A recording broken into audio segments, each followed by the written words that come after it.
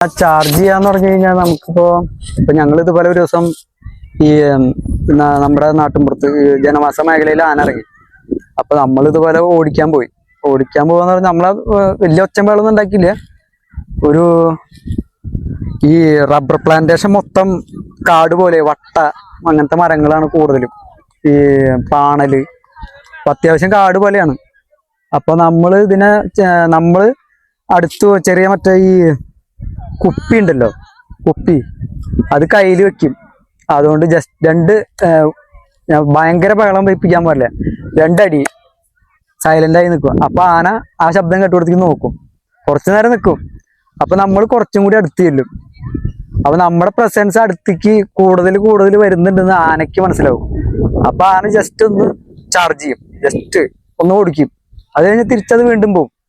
വീണ്ടും തിരിച്ചു പോകുമ്പോൾ കുറെ നമ്മുടെ ഡിസ്റ്റൻസിൽ നിന്ന് ഒരുപാട് ദൂരം വിട്ടുപോകും. അത് കഴിഞ്ഞ് അപ്പൊ നമ്മൾ വീണ്ടും കുറച്ചും കൂടി അടുത്ത് പോകരുത്. നമ്മൾ നോക്കിയിട്ട് നമ്മുടെ സേഫ് സോണിൽ നിന്നിട്ട് കുറച്ചും കൂടി നോക്കി നമ്മുടെ പ്രസൻസ് അറിയിച്ച് നിൽക്കുക. ആനയ്ക്ക് നമ്മളെയും കാണണം, നമുക്ക് ആനയും കാണണം. ആ ഡിസ്റ്റൻസിൽ അങ്ങനെ പോവുക, വേറെ ഒച്ചയും വെള്ളം ഉണ്ടാക്കരുത്. അങ്ങനെ കണ്ട് പതുക്കെ അവർ തിരിഞ്ഞ് കാട്ടിലോട്ട് കയറിപ്പോകും.